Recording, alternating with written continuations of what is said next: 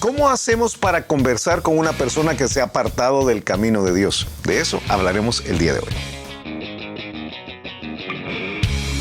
El reto de hoy. Acompáñanos en esta conversación dinámica para entender mejor cómo vivir nuestras vidas a la manera de Dios. Y toma el desafío para llevarlo a la práctica en tu vida diaria, aceptando el reto de hoy. Hola, ¿qué tal? ¿Cómo están? Somos Julio e Iván Contreras y te enviamos un fuerte abrazo, un gran saludo siempre desde día jueves. ¿Cómo estás, Julito? Muy bien, muy contento hablando esta semana de esta serie que hemos llamado Un tranvía llamado Deseo.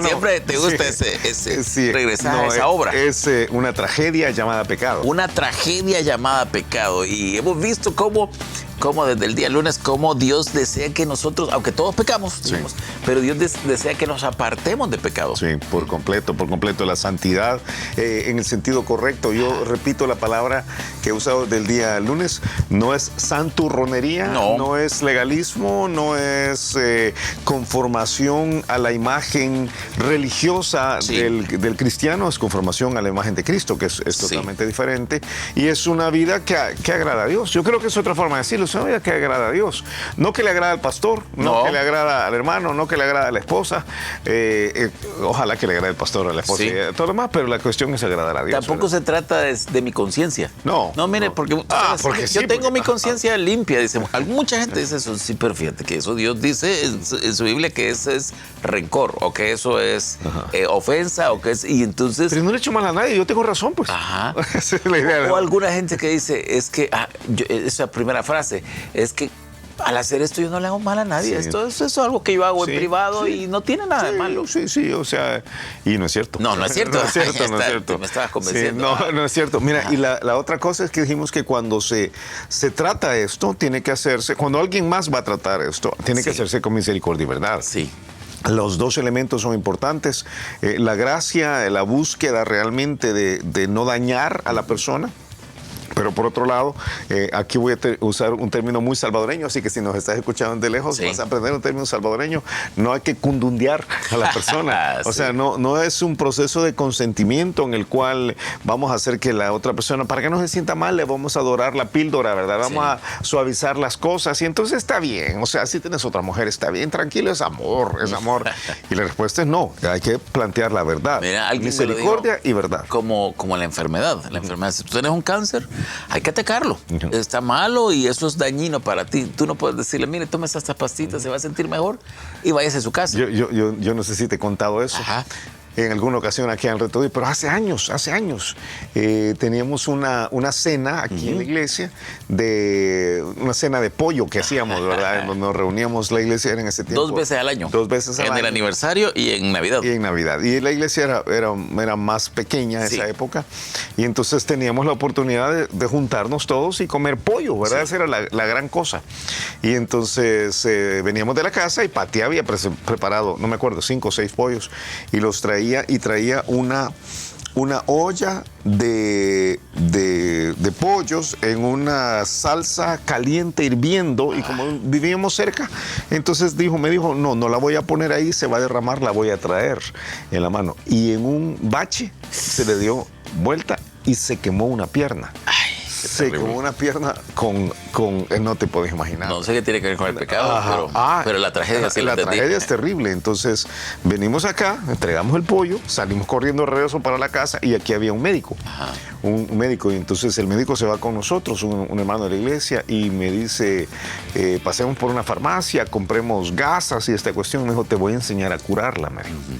Y entonces la quemada era una pierna. Sí. Y entonces me dijo, cuando veas la llaga, era una llaga terrible, me dijo, lo que se hace es, se pone la gasa con esta crema, me dijo, y entonces, sin misericordia, me dijo, le haces así, y le hizo de un solo, y Pati, ni pudo decir, ay, pues, o sea, qué tremendo, me dijo, todos los días de esa forma, y se lo hice. Todos los días de esa forma, o sea, como debía ser exactamente, tratando de no dañarla, pero no le quedó cicatriz. No hay ninguna cicatriz, 0 cicatriz.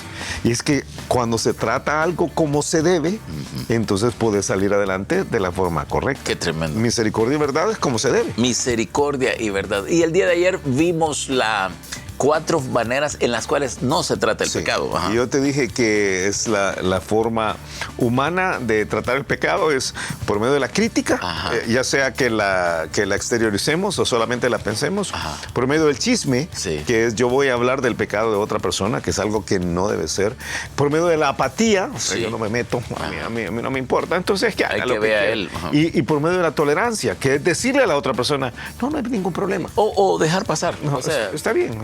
Como lo que tú dijiste, ahí llega con su amante, pero no le decimos nada, bienvenido. Sí, como decía que hermano, el carro pastoral, la amante pastoral, y uno dice, ¿qué te pasa? Eso no, pero hemos llegado a ese extremo, o sea, hay un trato del pecado que es incorrecto, que pasa por el punto de decir, hey, yo no me meto y tolero. Las 4 áreas son un gran no. Un gran no. Ahora, tú dijiste que el día de hoy vamos a ver unas formas en las cuales sí se trata el pecado. Pasos. Vamos a hablar de pasos. Yo creo que el primer paso es una vez que hemos visto la circunstancia, y voy a decir, una vez que nos hemos examinado a nosotros mismos, que tenemos tenemos la integridad para poder ir a resolver un problema de esto, porque como dice la Biblia en muchas ocasiones, ¿cómo vas a ir a sacar la viga la paja del ojo cuando no ves la ramona que tenés tú metido en el tuyo, ¿verdad? Y como dice el libro de Gálatas, que vamos a tratar creo que el día de mañana, Gálatas dice, hey, considerándote a ti mismo, no sea que tú también seas tentado, o sea, tú pudieras estar en una situación como esa, entonces tenés que tener cuidado. Una vez que tú has visto que tú tenés la integridad para poder ir a hablar con la persona, hay que ir a hablar con la persona. Correcto. O sea, paso número 1 es confrontar. Lo cual es quizás lo más difícil, tomar la decisión de decir, mi hermano, yo necesito que platiquemos, yo te quiero, o sea, acercarse amigablemente. Porque la forma en que uno se acerca es muy importante, porque si tú le decís, fulano, necesito hablar contigo. Como que a veces son amigos y no estamos jugando, pero tampoco es la idea es... Vení, te voy a dar una gran exhortada. Sí, yo quiero decirte algo porque te conviene, porque me interesas. Debe haber la actitud de un pastor que cuida de la oveja. Sí. Tú sabes que el pasaje que te voy a citar casi siempre está aislado de su contexto. Te voy a leer el contexto, es un poquito más largo porque creo que es la mejor forma de entenderlo. Mateo 18:12 dice, ¿qué os parece? Si un hombre tiene 100 ovejas y se descarría una de ellas, no deja las 99 y va por los montes a buscar la que se había descarriado. Y si acontece que la encuentra, de cierto os digo que se regocija más por aquella que por las 99 que no se descarriaron. Así no es la voluntad de nuestro Padre que está en los cielos que se pierda uno de estos pequeños. Por tanto, o sea, si tú entendiendo esto, si tu hermano peca contra ti, ve y repréndele, estando tú y él solos. Si te oyere, has ganado a tu hermano. O sea que porque tú sabes, Mateo capítulo 18, versículo 15 es el que se usa casi siempre para decir, hey, aquí hay una persona en pecado, entonces tengo que ir a reprenderla. Y no, es esta idea de yo estoy buscando a alguien que se ha apartado del camino del Señor y voy a tener la actitud de cuidarle para poder gozarme que se ha arreglado el problema.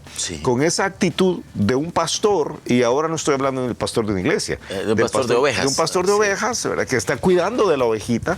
Entonces yo voy a ir a buscarle, que por cierto este pasaje es a veces usado para decir cuando alguien se enferma o lo que sea, pero aquí el pasaje está diciendo descarriarse. De pecado. De pecado, Mira, ahora, hay un término, una expresión que ocupaban antes que llamaba el pastoreado o el pastoreo del creyente. No está hablando que esto es lo que tiene que hacer necesariamente el pastor de jóvenes, el pastor de la iglesia. Está pensando en el sacerdocio del creyente. En el sacerdocio, sí, el sacerdocio del creyente. No, pero esto que nos cuidamos mutuamente es el sacerdocio del creyente. Pastoreo mutuo. Sí, es otra forma. Sí, este pasaje no se está refiriendo a un pastor de iglesia, por eso te estoy diciendo. Esa es la actitud de alguien, de quien sea. De cualquier cristiano, que tú te das cuenta que yo no sé, tu amigo que va a la iglesia contigo, o que no va a la iglesia contigo, que va a otra iglesia, pero es tu amigo, y entonces estás viendo que se está descarriando, esa es la palabra. Descarriando, se está separando. Descarriarse es salirse del camino. Del carrillo. Del carril. del carril. Se está descarrilando, sí, está apartándose del Señor. Entonces, Sí. ¿qué hace la persona? No qué hace el pastor de la iglesia, por eso decía yo, ¿qué hace el pastor de la oveja? Va a ir a buscar la oveja, va a ir a buscar a la persona.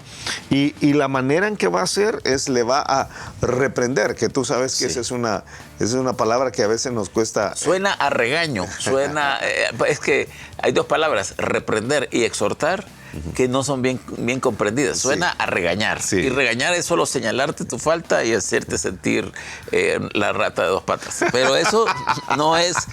¿Ese es testimonio? No. Yo creo que hay una parte donde debe ser... La rata de dos patas. No, vamos a hablar ahorita de confrontación. Sí, confrontación. Ok. Reprender es señalar que algo se está haciendo mal. Y confrontar es comparar lo que estás haciendo con lo que debe ser. Sí, con lo que a la luz de la Biblia. Con lo que la Biblia dice. Sí. Y creo que mira, aquí te equivocaste. O sea, aquí te enojaste cuando no debías de haberte enojado de esta manera. Sí. Aquí no has pagado esa deuda que la Biblia dice que deberías de pagar. Sí. Aquí estás iniciando una relación que no está correcta con una persona que no es tu pareja. Entonces tú tienes que pararla antes que esto suceda, ¿verdad? Sí. O ya te metiste en la relación, tenés que terminarla. Cortarla. O tomaste el dinero que no te sirve, o estás usando el vocabulario Dinero que no te debe correspondía, ser. sí te sirve. Perdón, tomaste el dinero que no te corresponde, o estás usando el vocabulario que deberías de desechar. O tratas a tu esposo o a tu esposa de una forma que no. O te ha vuelto... O sea, hay tantas áreas de tragedia, porque... Yo acabo de mencionar un montón de pecados, pero realmente todas son tragedias. Es una tragedia llamada pecado. Que la única forma de hacer lo que debemos hacer, nos toca hacer, es confrontando a la persona diciendo, esto no está bien. Ok, hablemos por un minuto de confrontar con la Biblia. Hay algo que llaman en consejería, que aquí no queremos elevarlo a más de lo que es confrontación neutética. Noutética, ok. Ese es un método. Sí. Pero de alguna forma realmente lo que describe es ir a la Biblia y decir lo que la Biblia dice sobre esa situación y compararlo con la vida. Sí. Quizás contar un poco de esto. Ajá. Confrontación auténtica es una escuela, voy a decir ahora, le llamaría una escuela de consejería. Sí.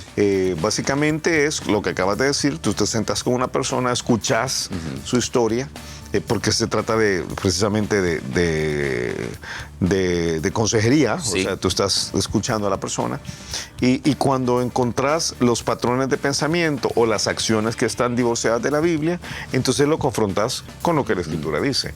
Es muy efectivo. Sí. Pues es la forma en que se debe hacer. Pues se llama noutética porque viene de la palabra nous, Sí. que significa conocimiento, ¿verdad? O entendimiento, es la mente.